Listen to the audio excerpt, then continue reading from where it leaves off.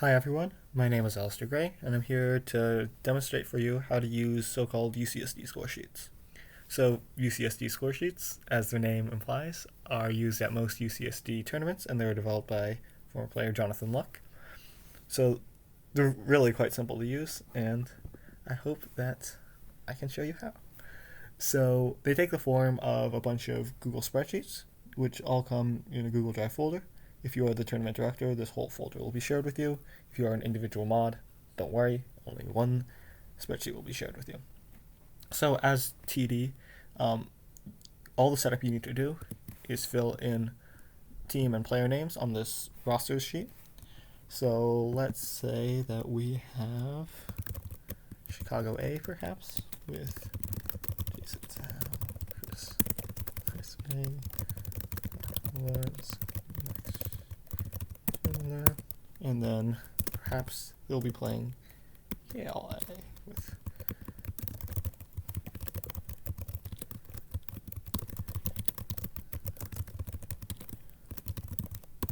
and of course in a real tournament you would have many more teams. This is just for an example, and you would just keep on going like this. So this spreadsheet supports teams of up to 6 players. If you put more than 6 players, it will not work. Alright. And as tournament director, the other spreadsheet that you need to be watching is this one. And this one you don't really need to edit anything on. It will just show you the results of games in every room, which is handy when you're doing things like bracketing or doing stats or what have you. Alright, so this doesn't say a whole lot now. We need to actually fill in some games first. So we have a bunch of these room spreadsheets, each one of which corresponds to a room. Of course, in a real tournament, they'd probably have more evocative names, like the room number instead of 1, 2, 3, 4, 5, 6. And as tournament director, you would share each of these with one of your moderators or scorekeepers in each room, and they will fill it out. So let's look at how to fill one of these out. This is probably the meat of the video. So up here, this is just for validation purposes. It doesn't actually do anything. You can fill out the mod, the scorekeeper, which is also me, and verify that the packet you have is the correct round. So we have one tab in this spreadsheet for each round, and these are all identical score sheets. So yes, go to the correct round. Alright, once you're in the correct round, you can fill out the teams and the players depending on who's sitting where. So, if you're to the mod's left, give them the red half, right? So Chicago A is on the left, Yale A is on the left, is on the right rather, and then we can just fill in these players. It doesn't matter which of these columns you use. It's just that the first 4 are pre-populated with toss absurd, so you'll want to make sure to fill this out for the other columns if you use those. So then on Yale, we'll have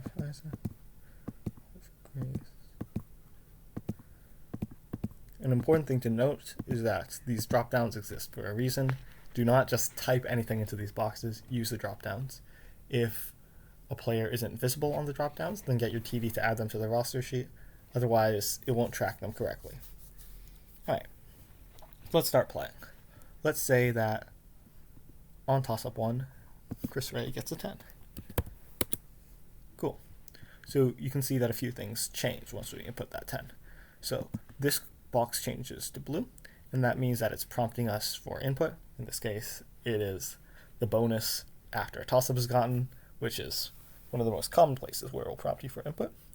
So let's say that Chicago gets 20 on the bonus. Okay. You will also see that this column here, toss-up plus bonus, plus, and this column, the running total, automatically change to give you a live running score.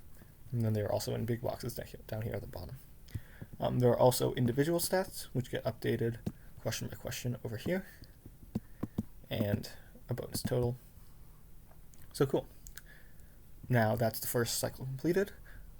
We can now see that the question number 2 is highlighted, telling us that it's time for toss-up 2. So let's say on toss-up 2, maybe Stephen Elton gets a 10, and then they get a 10 on the bonus. Okay, cool, same deal. Now, what happens with negs? Let's say that Isaac Kirk Davidoff makes a hilarious neg based on content from his dad, right? So we just input neg 5, just like that. Now, if nobody on Chicago gets it, then the question is dead, and we just move on to toss-up 4, as this sheet wants us to do. If, however, someone does get it, then cool, proceed as normally.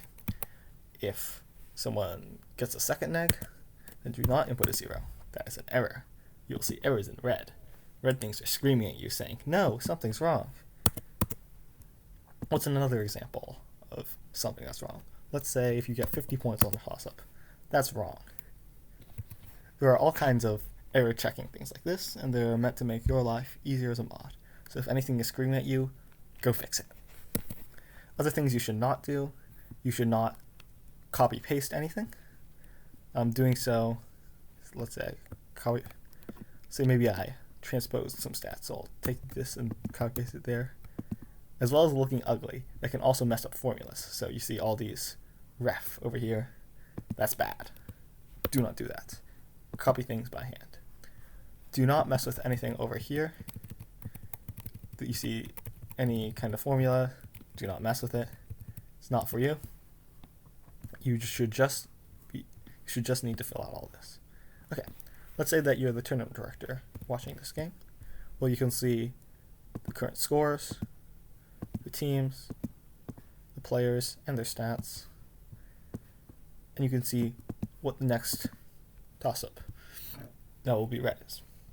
And this is really helpful if, for example, you can see that a game is possibly headed for a tie, and you want to head on over with tiebreaker questions, for example.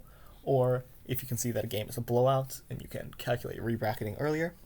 Things like that are very helpful as a tournament director, and I personally am always on the screen while directing a tournament. Alright. I think... Oh yes. So, some situations. So if you have a substitution, then you should just... we don't have teams of 5 players. So let's add... I don't know. Let's add Kai Smith, Chicago A, as a substitute. So what we can do now is we can choose Kai Smith here. And we can see that, oh look, it's all orange. Something must be wrong. Let's say that Kai Smith subbed in for Max Schindler. So then we make sure to fill out the toss-ups heard correctly for both of them. And this will track it all correctly. Okay. Another situation is protests. In the case of protests, of course, that will vary by site, but often what I'll instruct mods to do is to insert a comment on whatever question.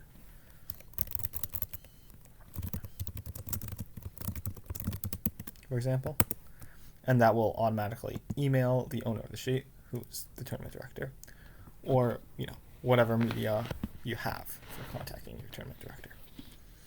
Okay. I think that's about it. So enjoy using these beautiful spreadsheets and have a productive and fun tournament.